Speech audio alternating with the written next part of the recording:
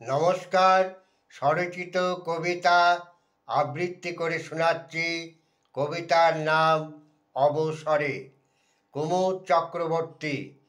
অবসরপ্রাপ্ত জীবনে পৌষালী দিনগুলো রোদে বসে যেন ভাবনায় ঘিরে ধরে। কর্মমুখর সময় নানা কাজে ব্যস্ততায় কিভাবে পেরিয়ে এসে আজ এই স্তব্ধতায় অতীতকে বারবার কাছে ডাকে। পাতাগুলো শুকিয়ে ক্রমশ ঝরে পড়ে একটা দুটো করে, এভাবে হাজার হাজার কত না গাছে গাছে।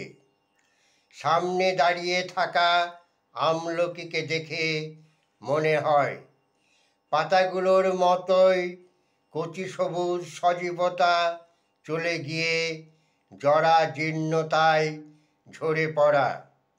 ভাবতে ভাবতে কখন বেলা গড়িয়ে যায়, আঁধার ছেয়ে আসে।